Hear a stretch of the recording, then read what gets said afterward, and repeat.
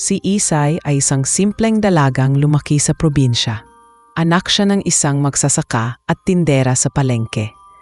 Sa kabila ng kakapusan ng kanilang pamilya, ipinagmalaki siya ng mga magulang niya dahil matalino at masipag siyang mag-aral. Nang makatanggap siya ng scholarship para makapagkolehiyo sa Maynila, halos hindi makapaniwala ang buong pamilya. Iyon ang katuparan ng pangarap ni Isay na makaalis sa baryo at makahanap ng mas magandang kinabukasan. Sa araw ng kanyang pag-alis, bitbit niya ang baong pangarap at dasal ng kanyang mga magulang. Kahit kabado siya, nakahalo ang tuwa sa kanyang puso dahil alam niyang iyon ang simula ng bagong yugto ng kanyang buhay. Pagdating niya sa Maynila, halos lumuwa ang mata ni Isay sa gulat sa laki ng syudad. Sanay siya sa tahimik na baryo kung saan kilala ng lahat ang isa't isa. Ngunit dito, bawat tao ay abala, nagmamadali at tila walang oras para tuwingin sa paligid. Naramdaman niyang tila ang liit-liit niya sa gitna ng napakaraming gusali at sasakyan. Hindi madali ang pakiramdam na maging bagong salta lalo na't walang masyadong kakilala. Ngunit pinanghawakan niya ang pangakong ginawa niya sa sarili at sa kanyang mga magulang na magtatagumpay siya anuman ang mangyari. Sa unang araw niya sa unibersidad, dama niya ang kaba at pagkailang. Napansin niyang maraming estudyante ang sopistikado ang pananamit at mayayabang ang aura. Hindi tulad sa kanila sa probinsya na simple lang ang pananamit at masayahin. May ilan na tila tinitingnan siya mula ulo hanggang paa, waring hinuhusgahan siya dahil sa kanyang pagiging probinsyana. Pero pinilit niyang hindi ito alintanahin. Ang mahalaga para kay Isay ay makapag-aral at mapanatili ang scholarship na ibinigay sa kanya. Habang nakaupo siya sa isang bench malapit sa garden ng paaralan, pinagmamasdan niya ang paligid. Doon niya unang naramdaman na tila may malamig na simoy ng hangin na dumampi sa kanyang balat, kakaiba sa init ng araw. Napatingin siya sa isang malaking puno na nasa gilid ng campus. Wala naman siyang nakitang tao, ngunit may kung anong pakiramdam siyang hindi niya maipaliwanan. Para bang may matang nafatingin sa kanya mula sa di kalayuan. Hindi niya iyon pinansin at iniisip na baka dala lang ng kanyang kaba at pagod. Ngunit sa ilalim ng punong iyon, may isang nilalang na nagising matapos ang mahabang panahon ng pagtulog. Si Rogelio, isang engkanto na matagal nang hindi nagbabalik sa mundo ng tao, ay napukaw ng presensya ni Isay. Nang una niyang masilayan ng dalaga, tila nag-iba ang tibok ng kanyang puso. May kaiba sa ganda at inosenteng aura nito na agad na kumapit sa kanyang diwa. Mula sa unang sandali, alam niyang hindi siya makakawala sa hatak ng kagandahang iyon sa katahimikan ng kanyang mundo. Ngayon lamang siya nakaramdam ng ganoong pagkahumaling at sa ilalim ng lilim ng puno, nagpasya siyang hindi nabibitawan ang pagkakataong sundan ang dalagang iyon, anuman ang kapalit. Mula ng araw na iyon, hindi na inalis ni Rogelio ang kanyang paningin kay Isay. Habang patuloy itong nag-aaral at nakikipagsapalaran sa bagong mundo ng Maynila, palihim siyang nafatayo sa malayo, laging nakamasid. Sa bawat hakbang ni Isay papunta sa klase, sa bawat pagtigil niya sa kantin, at maging sa tuwing uuwi siya sa kanyang inuupahang dorm, nandun si Rogelio, tahimik na nagbabantay.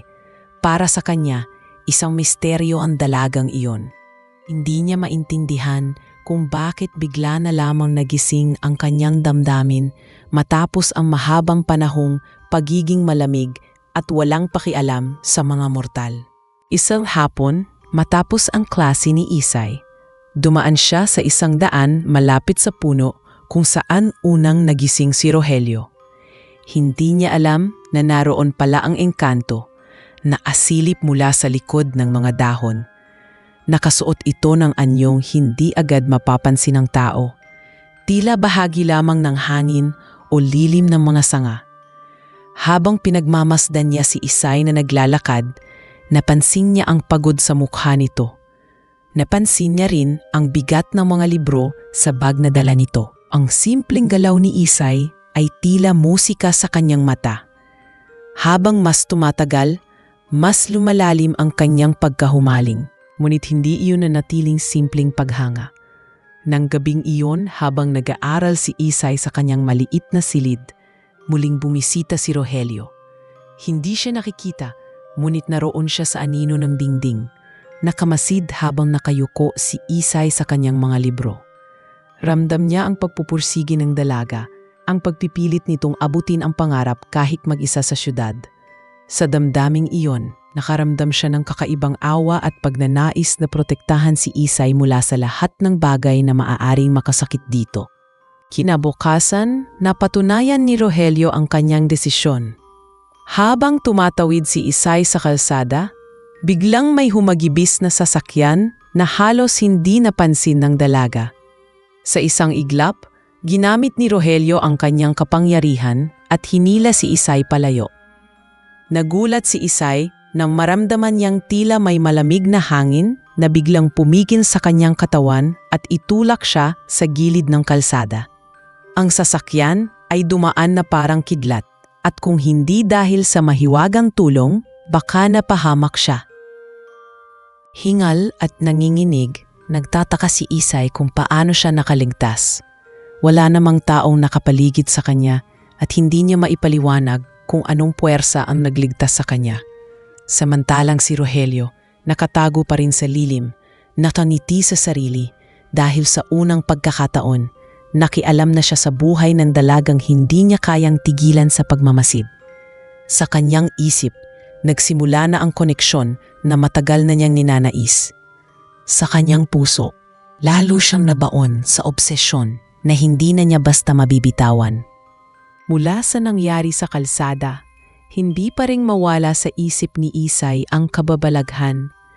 Ilang ulit niyang inisip kung paano siya nailigtas, gayong wala namang taong naroon sa oras na iyon. Pilit niyang kinukumbinsi ang sarili na baka nagkataon lamang at swerte siya. Pero may parte sa kanyang isipan na nagsasabing may ibang nilalang na tumulong sa kanya. Dahil dito, naging mas mapagmatyag siya sa paligid. Sa bawat pagtahak niya sa campus, pakiramdam niya ay may malamig na hangin na dumadaan kahit mainit ang panahon. Para bang may matang palaging nakasunod sa kanya.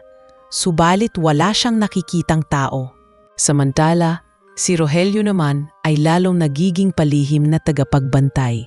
Sa bawat oras na lumalabas si Isay mula sa kanyang klase, naroon siya, laging nakamasid. Alam niyang hindi dapat siya nakikialam ng lantaran, ngunit hindi na niya kayang tiisin ang ideya na maaaring mapahamak ang dalaga. Ang isang simpleng pagkahumaling ay lumalalim, nagiging isang matinding pangangailangan.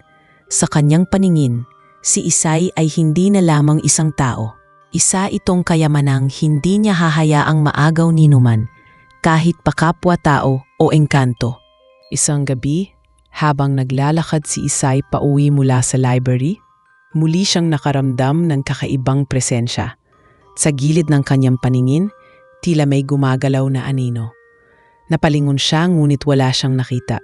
Pinilit niyang huwag matakot, pero habang binibilisan niya ang kanyang paglakad, ramdam niyang may kasabay siyang humahabol na hindi nakikita. Sa sobrang kaba, bigla siyang nadapa at halos tumama ang kanyang ulo sa sementadong daan. Subalit bago pa man siya tuluyang bumagsak, muli siyang nakaramdam ng malamig na hangin na tila kumalong sa kanya at dahan-dahang ibinaba ang kanyang katawan sa lupa. Nanlaki ang kanyang mga mata. Sigurado siya ngayon na mayroong hindi nakikitang nilalang na nagbabantay sa kanya. Pagdating niya sa kanyang silid, hindi niya mapigilan isipin ang lahat ng nangyari nitong mga araw. Para bang laging may misteryosong kamay na tumutulong sa kanya, hindi na ito basta imahinasyon. Doon niya unang naisip ang mga kwento ng kanyang lola noon tungkol sa mga engkanto na naninirahan sa mga punong malalago. Naisip niyang baka isa sa mga ito ang sumusunod sa kanya. At habang nag-iisip siya, nanlalamig ang kanyang buong katawan sa takot at pagtataka. Sa kabilang dako, nakatayo si Rogelio sa labas ng kanyang bintana, nakasilip mula sa lilim ng gabi. pinagmamasdan niya si Isay na nakatulala, halatang naguguluhan sa mga pangyayari. Sa isip ni Rogelio, ito ang simula ng mas malapit pang ugnayan. Hindi na lamang siya basta bantay, kundi tagapagligtas. At sa kanyang dibdib, unti-unting tumitibay ang hangaring ipakita kay Isay na siya ang nilalang na hindi nito kayang iwasan. Kinabukasan, kahit pilit pinapakalma ni Isay ang sarili, hindi pa rin maalis ang kaba sa kanyang dibdib. Habang naglalakad siya papunta sa klase, pakiramdam niya'y parang may malamig na hangin na laging sumusunod sa kanya. May mga kaklase siyang napansin ang pagiging tahimik niya. May isa pa ngang nagtanong kung bakit tila wala siya sa sarili, ngunit ngumiti lamang si Isay at nagsabing puyat lang siya sa dami ng binasang libro. Ngunit sa loob-loob niya, alam niyang hindi lamang iyon ang dahilan. May kung anong kakaiba ang nangyayari na hindi niya maipaliwanag. Sa araw ring iyon, habang nakaupo siya sa klase, naramdaman niya ang tingin ng isang kaklase. Si Marco, isang palakaibigan at laging maingay na estudyante, ay nakatitig sa kanya. Matagal na nitong ipinapakita ang pagkagusto kay Isay. Laging nag-aalok na samahan siya pauwi o kaya'y tulungan siya sa mga gawain. Kahit nagpapasalamat si Isay, madalas niya itong tinatanggihan dahil gusto niyang mag-focus sa kanyang pag-aaral. Ngunit sa hindi inaasahan, dumating na naman ang presensya ni Rogelio. Nakaupo siya sa likod ng klase, nagkukubli sa anino. Nakikita niya kung paano tinitingnan ni Marco si Isay at unti-unting umusbong ang selos sa kanyang puso. Sa oras ng uwian, muling inalok ni Marco si Isay na ihatid siya. Napilitan itong numiti at tumanggi, ngunit nagpumilit si Marco na samahan siya kahit hanggang sa gate lang ng unibersidad. Habang naglalakad sila, hindi napansin ni Marco na may ugat mula sa puno ang bahagyang umangat sa daanan. Nadapa siya at nintik ng matumba, dahilan para matawa ang ilang estudyanteng nakakita. Hindi maintindihan ni Marco kung bakit parang bigla na lang sumulpot ang ugat na iyon. Si Isay naman ay nagulat at agad siyang inalalayan. Hindi alam ng dalawa na si Rogelio ang dahilan ng pangyayari. Sa kanyang isip, ayaw niyang may ibang lalaki na lalapit kay Isay. Nang makauwi si Isay, hindi na niya naiwasang mapansin ang kakaibang sunod-sunod na pangyayari. Una, ang tila mga kamay ng hangin na nagliligtas sa kanya. Pangalawa, ang mga aninong nakikita niya tuwing gabi. At ngayon, ang biglaang pagkakadapa ni Marco.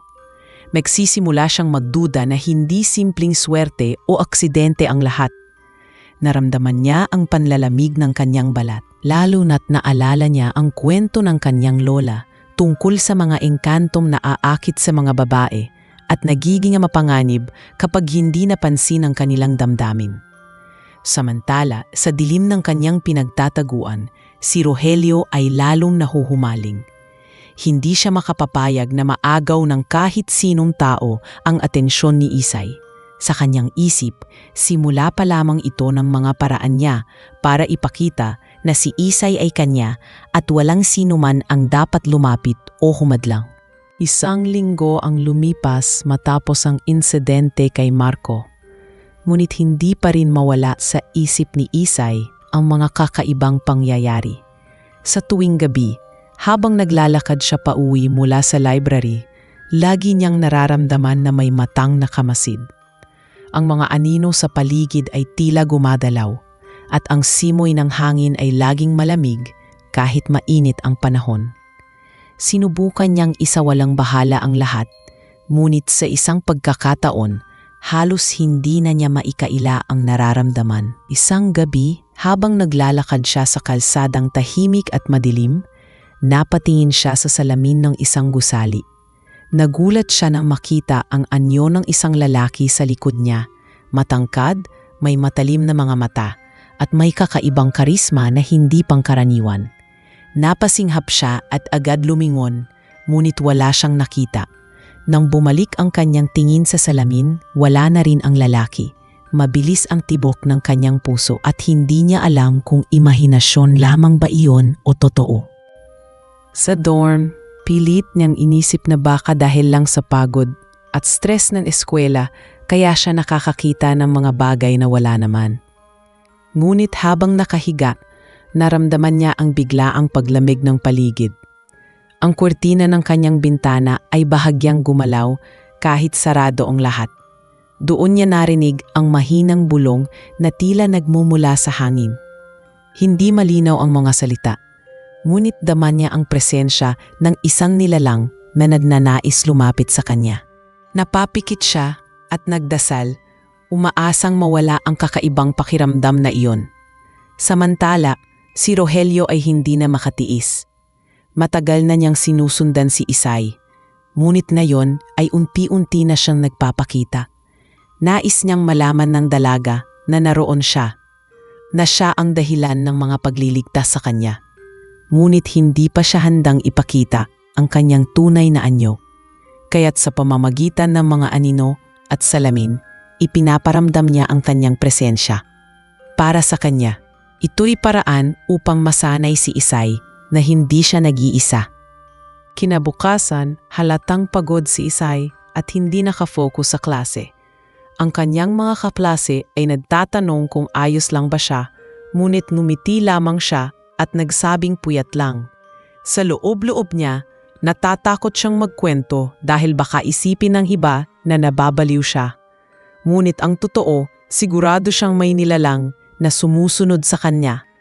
Ang imahen sa salamin ay hindi malilimutan ni Isay. Sa kanyang isip, nagsisimula ng lumakas ang hinala na isa itong engkanto. At kung totoo man iyon, hindi niya alam kung paano siya makakaiwas o makakatakas. Makalipas ang ilang araw, lalo pang naging matindi ang nararamdaman ni Isay. Hindi na lamang anino at malamig na simoy ng hangin ang sumusunod sa kanya. Isang hapon, habang nakaupo siya sa garden ng kanilang campus at nagbabasa ng libro, bigla na lamang may lumapit na lalaki. Maputi ang kutis nito, matangkad, may malalim na mga mata at maamong ngiti. Nakasuot siya ng simpleng polo na kulay puti at mukhang isang normal na estudyante. "Pwede ba kitang makilala?" Mahinahon nitong tanong. Nagulat si Isay, pero dahil magalang ang anyo at kilos ng lalaki, tumango siya at nagpakilala. "Ako si Isay," sagot niya. "Ako naman si Rogelio," tugon ng lalaki sabay ngiti. Hindi alam ni Isay na ang lalaking kaharap niya ngayon ay ang parehong nilalang na nakikita niya sa mga anino at salamin. Sa unang pagkakataon, nagkaroon sila ng mahabang pag-uusap. Nalaman ni Isay na si Rogelio ay bago lamang daw sa unibersidad at wala pang kakilala. Magaling itong makipag-usap, magalang at tila laging nakikinig sa bawat salitang binibitawan ni Isay. Sa dami ng araw na inakala niyang mag-isa siya, nakaramdam siya ng ginhawa na may taong nakakaintindi at nagbibigay pansin sa kanya. Unti-unti, bumaba ang kanyang kaba. Ngunit sa likod ng magiliw na anyo, may lihim na tinatago si Rogelio. Bawat salita niyang binibitawan ay may kasamang damdaming hindi maipaliwanag. Ang kanyang ngiti ay may halong pagkahumaling at ang kanyang mga mata ay tila laging nakasunod kay Isay, hindi lang bilang kaibigan, kundi bilang isang taong nais angkinin. Hindi iyon napansin ni Isay dahil sa sandaling iyon, natuwa siyang maatagpo ng bagong kaibigan sa gitna ng malaking syudad. Habang tumatagal ang kanilang pag-uusap, hindi maiwasan ni Isay na mapansin ang kakaibang aura ni Rogelio. May mga sandali na parang nagliliwanag ang kanyang mukha kapag natatamaan ng araw. May mga mata itong parang may lihim na lalim na hindi pangkaraniwan. Ngunit itinabi niya iyon sa isip at inisip na baka siya lamang ang nag-iimahen. Sa pagtatapos ng kanilang pagkikita, inaya ni Rogelio na ihatid siya hanggang dorm. Bagamat nag-alinlangan, pumayag na rin si Isay dahil ayaw niyang maging bastos. Habang naglalakad sila, dama niya ang isang kakaibang pakiramdam. Ligtas pero may kasamang bigat. Sa isip niya, may kung anong hindi maipaliwanag sa bagong kakilala. Ngunit para kay Rogelio, iyon na ang simula ng mas malalim na pagkakaibigan na unti-unti niyang gagawing paraan upang makuha ang puso ng dalagang matagal na niyang pinagmamasdan. Mula ng araw na iyon, naging madalas na ang paglapit ni Rogelio kay Isay. Sa tuwing may break sa klase, bigla na lang itong susulpot at mag-aalok ng pagkain o inumin. Sa library, palagi itong nakaupo malapit sa kanya at tila laging handang tumulong sa mga binabasa niyang mahihirap intindihin. Sa una, nag-alinlangan si Isay dahil hindi siya sanay na may taong laging nakasubaybay sa kanya. Ngunit kalaunan ay natanggap na rin niya ang presensya ni Rogelio. Pakiramdam niya, isa itong mabuting kaibigan na hindi nang iiwan, lalo na sa mga oras na nakakaramdam siya ng lungkot at pag-iisa sa syudad. Ngunit sa likod ng bawat ngiti at magalang na kilos ni Rogelio, may lihim na hindi nakikita ni Isay. Kapag mag-isa na ang engkanto, bumabalik ang matalim na titig sa kanyang mga mata. Sa bawat tawa at kwentuhan nilang dalawa, lalong lumalalim ang pagkahumaling niya. Hindi na ito basta paghanga lamang, kundi isang matinding damdamin na ayaw na niyang bitawan. Sa tuwing may ibang lalaking lumalapit kay Isay, napapansin ni Rogelio ang sariling dibdib na nag-iinit sa selos. At sa kanyang isip ay pilit niyang iniisip kung paano aalisin ang mga ito sa paligid ng dalaga. Ara naman kay Isay, unti-unti siyang nasasanay na may kaibigang tulad ni Rogelio. Ramdam niya ang kabaitan nito at minsan pa nga ay naiisip niyang tila sobra-sobra ang pagiging maalaga nito. Hindi niya lang alam na ang lahat ng ito ay may kasamang intensyon na higit pa sa simpleng pagkakaibigan. At habang lumalapit ng lumalapit ang loob niya kay Rogelio, hindi niya batid na mas lalo na itong nagiging determinadong gawing kanya ang puso niya anuman ang mangyari. Habang mas nagiging madalas ang pagkikita ni Isay at Rogelio, unti-unting lumalabas ang ibang bahagi ng katauhan ng engkanto na hindi nakikita ng dalaga. Kapag magkasama sila, lagi itong magalang, laging handang tumulong at nakangiti. Ngunit sa mga oras na mag-isa si Rogelio, pinagmamasdan niya si Isay mula sa malayo ng may kakaibang pananabik at pagnanasa. Sa bawat galaw ng dalaga, mula sa pagtawa hanggang sa simpleng pagsuklay ng buhok. Tila ba mas lalo siyang nahuhulog sa isang damdaming hindi na niya makontrol. Ang paghanga ay unti-unti nang nagiging obsesyon. Isang gabi, habang naglalakad si Isay pauwi, hindi niya napansin na may 3 lalaki ang nakasunod sa kanya. Pansin nila ang kanyang payak na pananamit at ang kanyang pag-iisa. Unti-unti nilang sinubukan siyang lapitan at kausapin ng may kahalong panunukso. Natakot si Isay at binilisan ang kanyang hakbang, ngunit bago pa man sila makalapit ng husto, isang malakas na ihip ng hangin ang dumaan sa paligid. Ang mga dahon sa gilid ng kalsada ay biglang nagliparan at ang 3 lalaki ay tila na itulak palayo na para bang may humampas sa kanila. Hindi maintindihan ni Isay kung paano nangyari iyon, pero nagmadali siyang umalis. Sa dilim, nakasilip si Rogelio, nakatayo sa di kalayuan at nakangiting kontento na nailayo niya si Isay sa kapahamakan. Simula noon, mas lalo pang tumibay sa loob ni Rogelio ang paniwalang siya lamang ang makakapagprotekta kay Isay. Kaya't kahit hindi ito nakikita ng dalaga, mas naging mapagbantay siya. Sinusundan niya si Isay sa bawat hakbang, mula sa dorm, sa klase, hanggang sa library. Para kay Rogelio, isa itong paraan ng pagpapakita ng kanyang pagmamahal. Ngunit kung para kay Isay, ito ay kabutihan. Sa loob ng engkanto, nagsisimula na ang isang damdaming puno ng pag-aari, na tila ba walang sino mang dapat humadlang sa kanyang nais. Habang lumilipas ang mga araw, nagsimulang mapansin ni Isay na hindi lamang si Rogelio ang nagbibigay pansin sa kanya. May isang kaklase siyang palaging naroon para mag-alok ng tulong, si Adrian, tahimik at responsable. Madalas nitong tanungin kung kumain na ba siya o kung kailangan niya ng kasama pauwi. Sa una, Wala lang iyon kay Isay. Ngunit nang tumagal, naramdaman niyang may kabutihan si Adrian na nakakaaliw. Isang hapon, matapos ang klase, nag-alok ito na samahan siya hanggang dorm. Nagdalawang isip si Isay, ngunit pumayag dahil alam niyang mabuting tao ito. Sa di kalayuan, nakamasid si Rogelio. Nang makita niyang magkasabay umuwi sina Isay at Adrian, biglang kumulo ang kanyang damdamin. Ang kanyang mga mata ay nagdilim sa selos at sa kanyang isip, hindi niya matanggap na may ibang lalaki na malapit kay Isay. Sa kanyang galit, ginamit niya ang kanyang kapangyarihan upang magdulot ng maliit na aksidente. Habang naglalakad si Adrian, biglang natapilok ito sa ugat na tila umangat mula sa lupa. Bumagsak siya ng malakas at muntik nang mabangga ng dumadaang bisikleta. Agad na tinulungan ni Isay si Adrian at nag-alala sa sinapit nito.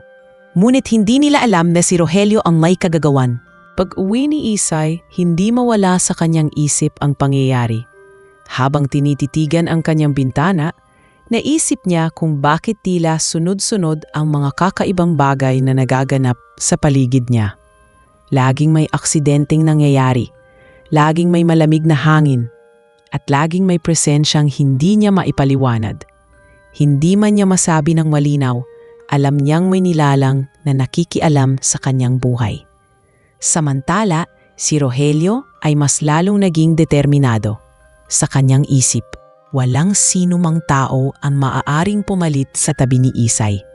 Para sa kanya, ito na ang simula ng kanyang pag-angkin at hindi na siya hahayaan pang maagawan ng atensyon ng sinuman. Isang gabi matapos ang klase, pagod na umuwi si Isay.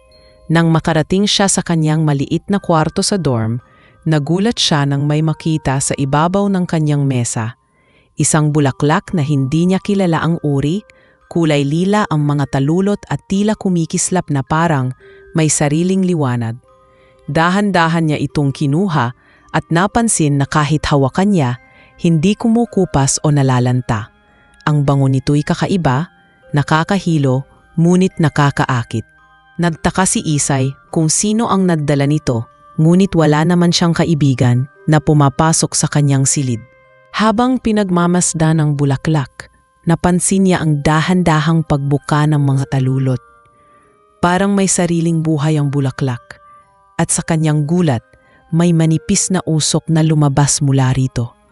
Natakot siya at agad na inilapag ito sa mesa, ngunit hindi niya maiwasang maramdaman na may mensaheng nais iparating ang mahiwagang bulaklak.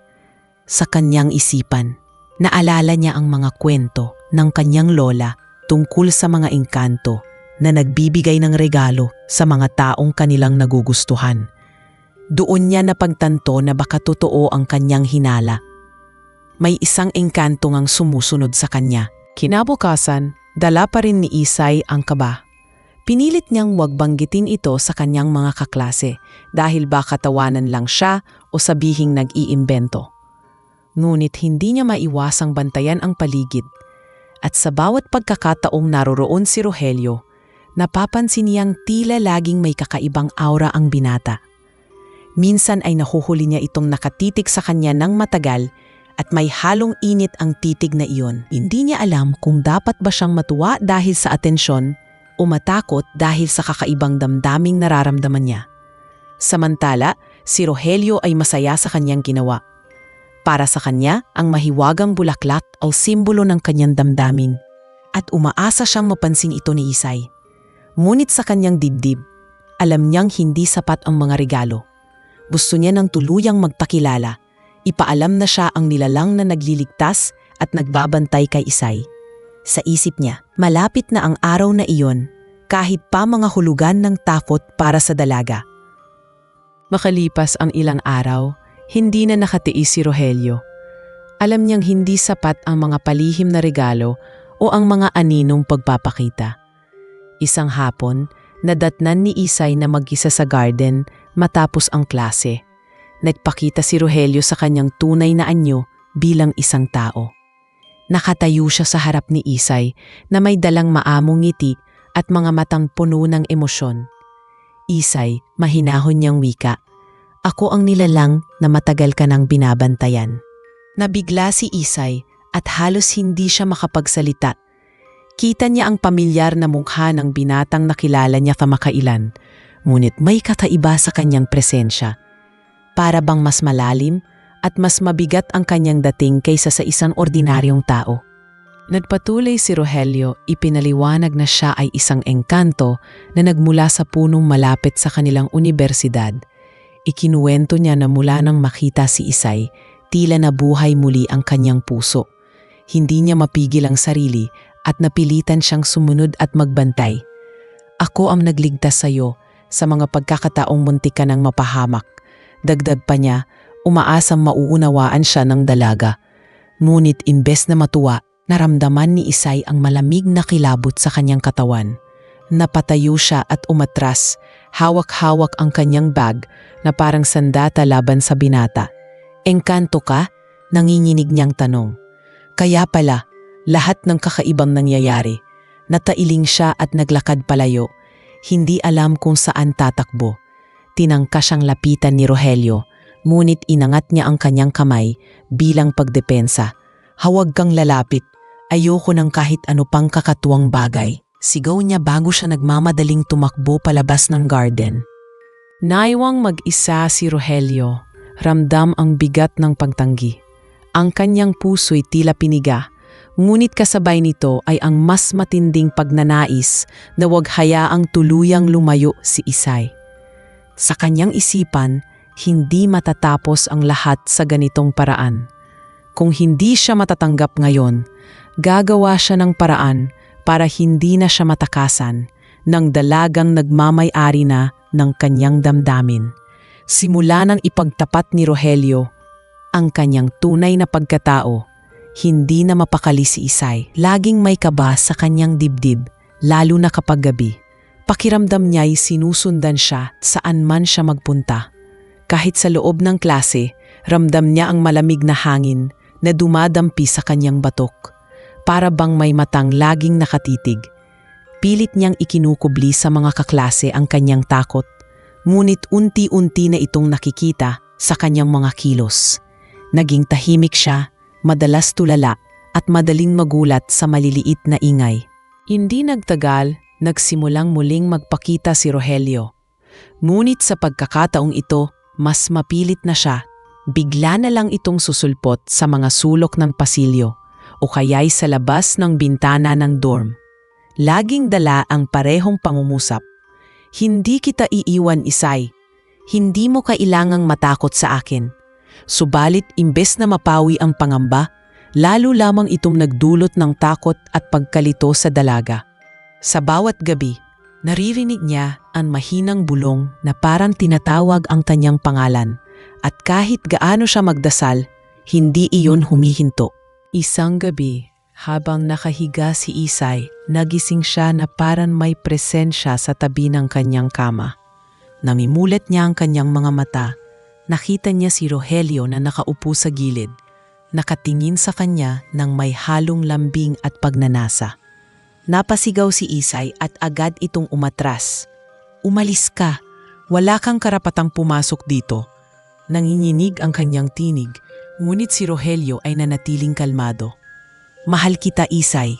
Hindi mo pa naiintindihan ngayon pero darating ang araw na tatanggapin mo ako. Tugon nito bago unti-unting naglaho sa hangin. Mula noon, hindi na muling nakatulog ng mahimbing si Isay. Ang dating pakiramdam ng proteksyon ay napalitan ng pangamba. Para sa kanya, malinaw na hindi na basta paghanga ang nararamdaman ng engkanto. Isa itong obsesyon na unti-unting bumabalot sa kanyang buhay at natatakot siyang hindi na siya makakatakas dito. Habang lumilipas ang mga araw, lalo lamang lumalala ang kalagayan ni Isay. Hindi na siya makatulog ng mahimbing at palagi siyang nagigising sa kalagitnaan ng gabi na parang may nakatitig sa kanya. Madalas ay pawisan at hinihingal siya at minsan ay umiiyak na lamang ng walang dahilan. Ang kanyang mga kaibigan at kaklase ay nagsimulang mag-alala dahil halata ang kanyang pamumutla at bigla ang pagbagsak ng kanyang timbang. Ayos ka lang ba, Isay? Tanong ng isa niyang kaklase. Numiti siya ng pilit at sinabing puyat lang. Pero sa loob-loob niya Alam niyang may mas malalim na dahilan. Sa klase, hindi na siya makapag-focus. Sa tuwing nagbabasa siya ng libro, nakikita niya sa gilid ng kanyang paningin ang anyo ni Rogelio. Kapag naglalakad siya sa pasilyo, naririnig niya ang kanyang pangalan na ibinubulong ng hangin. At minsan, habang nakaupo siya sa kafeteriya, ramdam niya ang biglaang lamig na tila bumabalot sa kanyang katawan. Alam niyang naruroon si Rogelio kahit hindi ito nagpapakita ng hayagan. Ang hindi niya maipaliwanag ay kung bakit pakiramdam niya'y mas lalo pang lumalapit ang nilalang na iyon sa kanyang isipan at damdamin. Nagsimula na ring magduda ang mga kaibigan ni Isay. Isang gabi, matapos silang mag-aral, napansin nila ang matinding takot sa kanyang mga mata. Pinilit nila siyang magsabi ng totoo, ngunit natatakot si Isay na baka hindi sila maniwala. Paano niya ipapaliwanag na isang engkanto ang sumusunod sa kanya at tila nagiging alipin siya ng obsesyon nito? Taya't nanatili siyang tahimik, ikinukubli ang lahat ng bigat sa kanyang dibdib. Ngunit sa bawat pagtatangka niyan tumakas, mas lalo namang nagiging matindi ang paglapit ni Rogelio. Para bang hindi na lamang ito presensya sa kanyang paligid, kundi unti-unti na ring pumapasok sa kanyang isipan. Sa tuwing siya'y nag-iisa, naririnig niya ang boses ng engkanto na paulit-ulit na nagsasabi, "Akin ka lamang, Isay, walang makakaagaw sa iyo." Sa puntong iyon, nagsimula nang mawala ang kanyang kapanatagan at ramdam niyang nasa bingit na siya ng pagkabaliw. Dahil sa matinding takot at pagkabalisa, napagdesisyonan ng pamilya ni Isay na humingi ng tulong. Nang umuwi siya sa kanilang probinsya para magpahinga, napansin ng kanyang ina ang kakaibang itsura niya. Maputla, laging tulala at tila ba may mabigat na dalahin. Doon niya na ikwento ang ilang bahagi ng kanyang karanasan. Ang mga anino, ang bulaklak na hindi nalalanta, at ang lalaking biglang nagpakita na nagsabing isa siyang engkanto. Nagulat ang kanyang ina at agad na naalala ang mga kwento ng kanyang sariling ina noon. Kaya't dinala nila si Isay sa isang albularyo na kilala sa kanilang baryo. Ang albularyo ay isang matandang lalaki na may malalim na kaalaman sa mga nilalang na hindi nakikita. Tahimik itong nakinig sa salaysay ni Isay at maya-maya't tumango. "Tama ang hinala mo," wika niya. "Isang engkanto ang nahulog ang loob sa iyo at napanganib kapag hindi mo siya tinanggap. Sila'y hindi tulad ng tao. Kapag umibig sila, nagiging matindi at walang hanggan." Pinayuhan niya si Isay na umiwas hanggat maaari at huwag kailanman tumugon sa tawag o tingin ng engkampo, sapagkat kapag nagawa niya iyon, mas lalo itong lalakas at mahihirapan na siyang nakawala. Gumawa ng mga ritual ang albularyo upang bigyan ng proteksyon si Isay. Binigyan siya ng mga halamang dapat dalhin at ng pulang tali na itatali sa kanyang pulsuhan upang hindi agad malapitan ng engkanto. Ngunit binalaan din siya na hindi ito sapat kung hindi siya magiging matatag. Kapag dumating ang oras na haharapin kanya ng harapan, huwag kang matakot. Ang takot ang pinakamasarap na pagkain ng mga nilalang na iyon. Dagdag pa ng matanda. Habang nakikinig, naramdaman ni Isay ang kaunting ginhawa, ngunit may parte rin ng kanyang puso na nag-aalinlangan. Alam niyang kahit anong ritual ang gawin, hindi magiging madali ang paglayo kay Rogelio.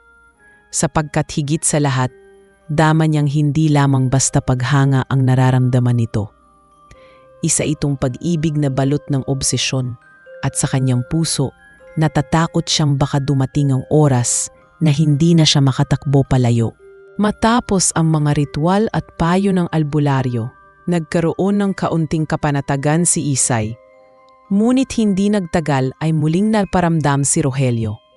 Isang gabi habang naglalakad siya pauwi mula sa tindahan ng kanilang baryo, bigla na lamang lumakas ang hangin at nagsimulang gumalaw ang mga dahon ng puno sa paligid. Mula sa dilim unti-unting sumulpot si Rogelio, na yon ay hindi na nakabalat kayo bilang tao, kundi ipinapakita ang kanyang tunay na anyo. Matingkad ang kanyang balat, kumikislap ang mga mata, at ang kanyang presensya ay nakakapangilabot at nakakaakit ng sabay. Isay, wika niya sa tinig na malalim at puno ng damdamin. Halika na sa akin, hindi mo na kailangan magdusa sa mundong ito. Nanigas si Isay sa natatayuan. Sa isip niya, kailangan niyan alalahanin ang payo ng albularyo. Ngunit sa dami ng emosyon, nanginginig ang kanyang katawan. Tinangka siyang abutin ni Rogelio at bago siya makagalaw, biglang bumukas ang lupa sa paligid. Isang uri ng maiwagang liwanag mula sa pulang tali sa kanyang pulsuhan ang kumislap at pumigil kay Rogelio na tuluyang makalapik. Napaatras ang engkanto, ngunit hindi siya nawala ng lakas ng loob. Hindi ka makakatakas, Isay. Alam ng puso mo na akin ka, sigaw nito habang dahan-dahang naglalaho sa hangin. Pagbalik ni Isay sa kanilang bahay, halos hindi siya makapaniwala sa nangyari. Alam niyang ang mga ritual ng albularyo ay gumana, ngunit ramdam din niyang hindi iyon magtatagal. Sa kanyang dibdib, bumigat ang pakiramdam na hindi siya bibitawan ni Rogelio. Ang engkantong minsang nagligtas at nagpakilala bilang kaibigan ay ngayon isa nang nilalang na pilit siyang inaangkin. Habang napahiga sa kanyang kama, napapikit si Isay at napaluha. Ang kanyang isip ay puno ng tanong kung hanggang saan niya kakayanin ang laban na ito at kung may pag-asa pa ba siyang makalaya mula sa pag-ibig na nababalot ng obsesyon. Muling bumalik si Isay sa Maynila para ipagpatuloy ang kanyang pag-aaral. Ngunit dala-dala niya ang bigat ng mga pangyayari sa kanilang probinsya. Pilit niyang ikinukubli ang kanyang kaba at ipinuon ang sarili sa mga gawain sa unibersidad. Ngunit sa bawat gabi, ramdam niyang malapit lamang si Rogelio. Isang gabi, habang naglalakad siya mula sa library, bigla na lang lumamlam ang mga ilaw sa paligid. Mula sa anino ng mga gusali, sumulpot si Rogelio. Mas malinaw at mas matindi ang presensya kaysa dati. Ang kanyang mga mata ay kumikislap at ang tinig niya ay nangingibabaw sa katahimikan ng gabi. Isay, tama na ang pagtatago. Sumama ka na sa akin. Napatras si Isay, nanginginig ang mga kamay habang pilit na kumakapit sa pulang tali na ibinigay ng albularyo. Ngunit sa pagkakataong iyon, tila nawala ng bisa ang proteksyon. Lumapit si Rogelio at tinangka siyang hawakan at sa isang iglap, ramdam ni Isay ang malamig na hangin na pumalibot sa kanyang katawan. Hindi siya makasigaw, tila natuyo ang kanyang tinig. Pinilit niyang kumawala, ngunit mas lalo lamang siyang binalot ng kakaibang enerhiya. Sa kaharian ko, hindi ka na kailanman masasaktan. Doon ikaw ay magiging reyna ko, wika ni Rogelio, habang dahan-dahang hinihila si Isay papalapit sa kanya.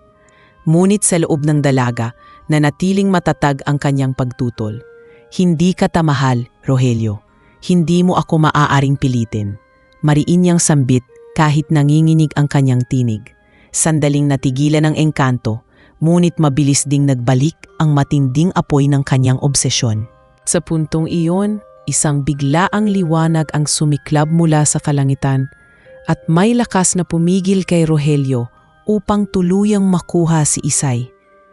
Napatras ang engkanto at napilitan munang maglaho, ngunit bago iyon, sumumpa siya. Babalik ako, Isay, at kapag dumating ang araw na iyon, wala nang makakahadlang sa akin. Naiwang nanginginig at humihikbi si Isay.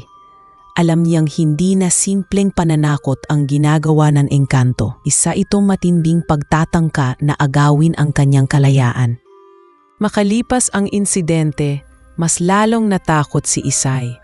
Kahit nasa loob siya ng unibersidad na maraming tao, pakiramdam niya ay hindi siya ligtas. Sa bawat paglingon niya, inaasahan niyang muli na namang liliaw si Rogelio. Naging mailap siya sa kanyang mga kaklase at bihira nang makisali sa mga usapan. Ang dating masayahing si Isay ay napalitan ng isang dalagang laging nakayuko at tila laging may kinatatakutan. Ngunit sa kabila ng lahat, pinilit niyang magpakatatag dahil ayaw niyan masira ang kanyang pag-aaral. Samantala, si Rogelio ay tahimik na nagbabalik sa kanyang kaharian. Doon, ramdam niya ang bigat ng pagtutol ni Isay. Ngunit sa halip na magpahina, mas lalo siyang naging determinado. Sa kanyang isip, hindi maaaring masayang ang damdaming matagal niyang itinago. Pinagmamasdan niya mula sa malayo ang bawat galaw ni Isay, at sa tuwing naaalala niya ang tinig nito na nagsasabing hindi siya mahal, tila ba isang sugat iyon na lalong nagpapainit ng kanyang damdamin. Sa kabila nito, nagiging malinaw na rin sa kanya na nasasaktan si Isay sa kanyang ginagawa. Isang gabi, muli siyang nagpakita kay Isay, ngunit hindi gaya ng dati na mapilit at mapanganib. Nakita siya ng dalaga na nakatayo lamang sa labas ng kanyang dorm, nakayuko at tila ba nagdurusa. Hindi ko nais na saktan ka, Isay, mahina niyang wika. Ngunit hindi ko alam kung paano titigil ang damdaming ito. Tumulo ang luha ni Isay, hindi dahil sa awa lamang, kundi dahil sa bigat ng sitwasyong kinakaharap niya. Rogelio, sagot niya, hindi mo ako makukuha sa ganitong paraan. Kung tunay ang damdamin mo, pakawalan mo ako. Ang mga salitang iyon ay tumama sa puso ng engkanto. Para sa unang pagkakataon, nagduda siya sa sarili. Mahal nga ba niya si Isay o isa lamang itong pagnanasa na pinagmulan ng kanyang obsesyon? Sa kanyang pag-alis ng gabing iyon, naiwan sa kanyang isipan ang tanong na iyon at hindi niya alam kung kakayanin niyang tanggapin ang sagot. Muling nagpasya si Isay na bumalik sa kanilang baryo upang magpalipas ng ilang linggo. Hindi niya nakayang tiisin ang bigat ng presensya ni Rogelio sa syudad. Ngunit kahit nasa probinsya na siya, ramdam pa rin niya ang malamig na simoy ng hangin tuwing gabi. Naisip niyang hindi sapat ang paglayo, kailangan niyang humingi muli ng tulong. Kaya't kasama ang kanyang ina, muling bumalik si Isay sa albularyo. Doon ay mas detalyado niyang ikinuwento ang lahat ng nangyari. Mula sa bulaklak, sa biglaang pagpapakita ni Rogelio, hanggang sa pagtatangka nitong dalhin siya sa ibang daigdig. Tahimik na nakinig ang albularyo at makikita sa kanyang mukha ang matinding pag-aalala. Mapanganib na ito, wika niya. Ang entanto ay hindi basta susuko. Kapag mas tumanggi ka, mas lalong magiging marahas ang kanyang paraan. Nagsimula siyang maghanda ng mga halamang gamot, langis at mga orasyon upang magsagawa ng mas malakas na proteksyon. Sa mismong gabi, isinagawa niya ang ritual. Naglagay siya ng apoy sa 4 na sulok ng bahay at paulit-ulit na bumigkas ng mga salita upang palayasin ang anumang espiritu na sumusunod kay Isay. Ngunit sa kalagitnaan ng ritual, biglang lumakas ang hangin. Ang apoy ay nagliyab at halos mamatay at sa labas ng kanilang bahay, isang malakas na tinig ang umalingaw-naw. Hindi niyo ako mapipigilan, kay Isay ako nabubuhay. Sigaw ni Rogelio na nagmumula sa dilim. Natakot si Isay at napayakap sa kanyang ina. Ngunit mas pinatatag ng albularyo ang kanyang orasyon. Mula sa labas, tila may nilalang na nagpupumiglas, ngunit hindi makalapit. Matapos ang ritual, humina ang hangin at tuluyang nagbalik ang katahimikan. Ngunit bago tuluyang maglaho, muli silang nakarinig ng tinig ni Rogelio. Hindi pa ito tapos. Isay, hahanapin kita kahit saan. Alam ni Isay na kahit pansamantala siyang ligtas, darating at darating pa rin ang sandali na muling magpapakita ang engkanto at mas malakas ang magiging laban nila sa susunod. Lumipas ang ilang araw matapos ang ritual. At kahit alam ni Isay na bahagyang humina ang presensya ni Rogelio, hindi pa rin mawala ang bigat sa kanyang dibdib. Minsang naglalakad siya sa tabing ilog ng kanilang baryo, muling nagpakita ang engkanto. Ngunit sa pagkakataong ito, hindi siya nagngangalit o mapilit.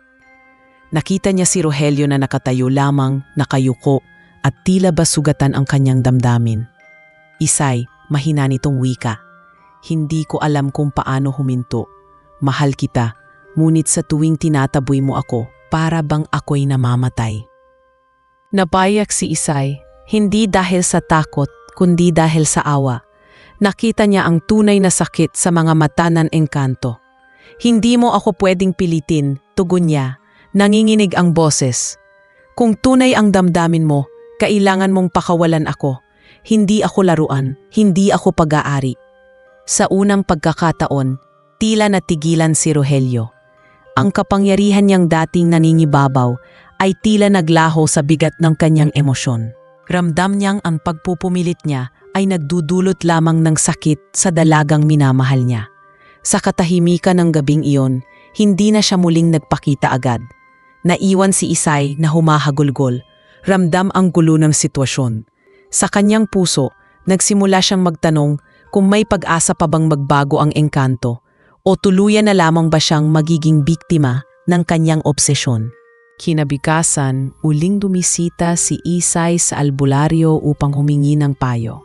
Ikinuwento niya ang huling pagkikita nila ni Rogelio kung saan nakita niya ang labis na lungkot at pagkalito ng engkanto. Tahimik na nakinig ang matanda bago nagsalita. Kapag ang isang engkanto ay nakaramdam ng tunay na pag-ibig, may pagkakataon na nagiging marupok din sila. Ngunit Isay, tandaan mo, kung hindi niya pitiliing bitawan ang kanyang obsesyon, ikaw ang patuloy na magdurusa. Ibinilin ng albularyo na manatiling matatag at huwag kailanman sumang-ayon sa alok ni Rogelio, kahit pa ito magpakita ng awa o pagmamahal. Sa mga sumunod na araw, pilit na isinantabi ni Isay ang lahat upang makapagpatuloy sa kanyang normal na buhay. Bumalik siya sa Maynila at nagpakabusi sa kanyang pag-aaral. Ngunit kahit anong gawin niya, ramdam pa rin niya ang presensya ni Rogelio.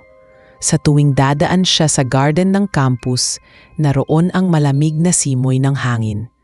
Sa gabi, naririnig pa rin niya ang mahinang bulong na tinatawag ang kanyang pangalan. Ngunit ngayon, mas pinipili niyang hindi tumugon. Samantala, si Rogelio ay nanatili sa kanyang mundo, pinagmamasdan si Isay mula sa malayo. Ang dating matinding apoy ng kanyang obsesyon ay tila unti-unting humihina, napapalitan ng pagkalito. Sa kanyang puso, nagsimulang pumasok ang tanong kung kaya ba niyang mahalin si Isay nang hindi ito inaangkin.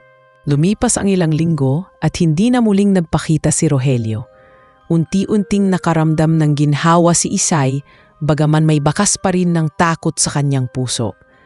Mas naging maayos ang kanyang pag-aaral at nakabalik siya sa pakikipag-usap sa kanyang mga kaklase.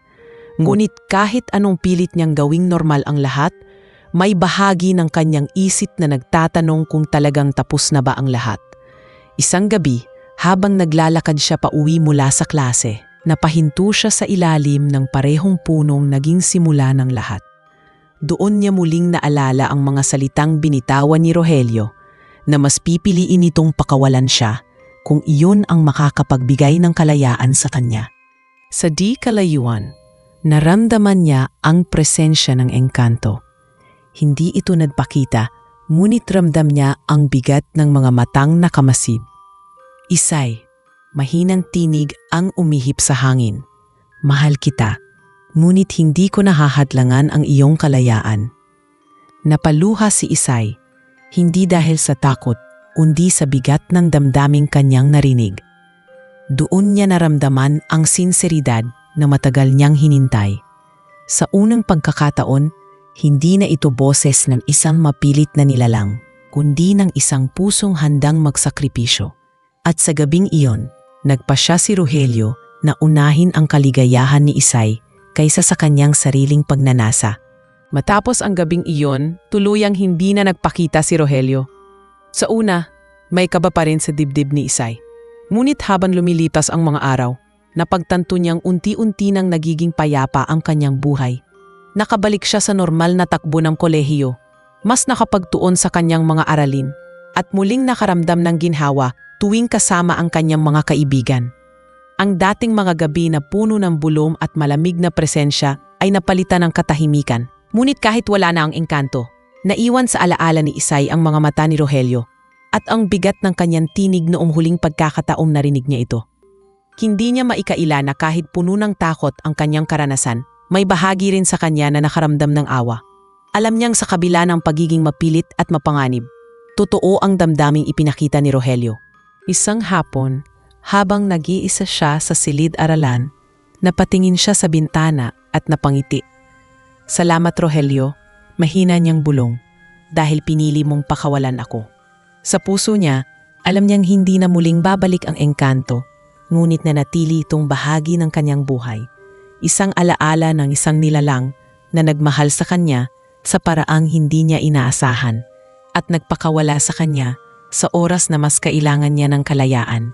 Makalipas ang ilang buwan, unti-unting bumalik ang lahat sa dati para kay Isay. Nakapagtapos siya ng isang semestre ng walang aberya at sa unang pagkakataon ay nataramdam siya ng tunay na katahimikan. Ngunit sa kabila ng normal na takbo ng kanyang buhay, may mga gabi pa rin na bigla na lang siyang napapahinto. Sa kanyang mga paglalakad pa uwi, ramdam niya ang ihip ng malamig na hangin na tila pamilyar.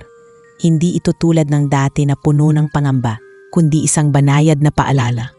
Kapag sumasagi sa isip niya si Rogelio, bumabalik ang alaala ng mga mata nitong puno ng pananabik at sakit. Hindi niya alam kung bakit, pero may bahagyang kalungkotang sumisingit sa kanyang puso.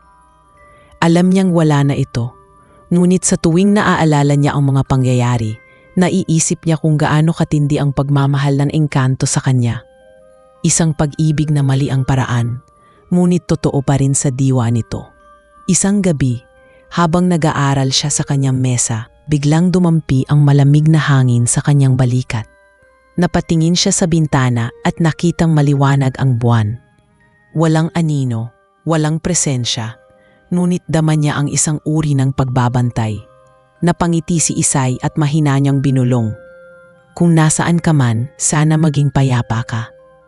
At doon niya natanto na kahit natapos na ang lahat, nanatiling buhay sa kanyang alaala ang isang pag-ibig na kakaiba, ngunit tunay. Makalipas ang ilang taon, tuluyan nang nakabangon si Isay mula sa mga pangyayaring minsang gumulo sa kanyang kabataan. Nagtapos siya ng kolehiyo at piniling maging guro. Sa bawat araw na kasama niya ang kanyang mga estudyante, natutunan niyang ipamahagi hindi lamang ang kaalaman, kundi pati na rin ang mga aral mula sa mga karanasang bumago sa kanya. Hindi niya tuwirang ikinukwento ang lahat, ngunit madalas niyang ipaalala sa mga kabataan na mag-ingat sa mga bagay na hindi nakikita at matutong pahalagahan ang sariling kalayaan. Sa kanyang mga lecture, binabanggit niya ang mga kwento ng mga engkanto at iba pang nilalang bilang bahagi ng kulturang Pilipino. Ngunit sa kanyang puso, alam niyang hindi ito basta alamat. Naranasan niya mismo ang pagmamahal at panganib na dala ng isang nilalang na higit sa tao. Sa bawat pagkakataong nagbabahagi siya ng mga payo, nakikita ng kanyang mga estudyante ang bigat ng katotohanang tila personal na karanasan. Sa mga tahimik na gabi, kapag mag-isa na siya sa kanyang tahanan, may mga oras na napapaisip pa rin siya tungkol kay Rogelio. Hindi na ito bumalik, ngunit nananatili ang alaala. Para kay Isay, naging bahagi siya ng kanyang paglaki. Isang paalala na ang tunay na tag-ibig ay hindi kailanman dapat nakaangkla sa pag-angkin, kundi sa pagbibigay ng kalayaan. At iyon ang aral na lagi niyang dala habang tinatahak ang bagong yugto ng kanyang buhay. Minsan, habang nakaupo si Isay sa hardin ng kanyang paaralan matapos magturo, dahan-dahan siyang nilamon ng alaala ng nakaraan. Ang simoy ng hangin ay malamig at banayad, tila ba may kasamang yakap ng isang presensyang matagal nang nawala. Napapikit siya at naalala ang lahat, ang takot, ang kaba, ngunit higit sa lahat, ang kakaibang uri ng pagmamahal na ipinakita sa kanya ni Rogelio. Sa kabila ng lahat ng kanyang pinagdaanan, hindi niya maitatangging may bahagi ng kanyang puso na natutong umunawa. Bilang guro, ginawa niyang aral ang lahat ng iyon. Sa tuwing kausap niya ang kanyang mga estudyante, binabanggit niya na may mga pagmamahal na mapanganib kung hindi nauunawaan. Ngunit may mga pagkakataon ding ang pag-ibig ay tunay kahit hindi ito nagkaroon ng tamang anyo. Para kay Isay, naging malinaw na hindi siya alipin ng karanasan, kundi isang taong mas naging matatag dahil dito. At sa bawat pag-ihip ng malamig na hangin na dumadaan sa kanyang pisngi, nararamdaman niyang may nananatiling nagbabantay sa kanya. Hindi na niya ito tinatanggap bilang banta, kundi bilang alaala ng isang engkanto na minahal siya ng buong puso. Sa katahimikan ng kanyang buhay, alam niyang hindi na muling magtatagpo ang kanilang landas. Ngunit nanatiling buhay si Rogelio sa kanyang alaala, isang paalala ng pag-ibig na natutong magpakawala.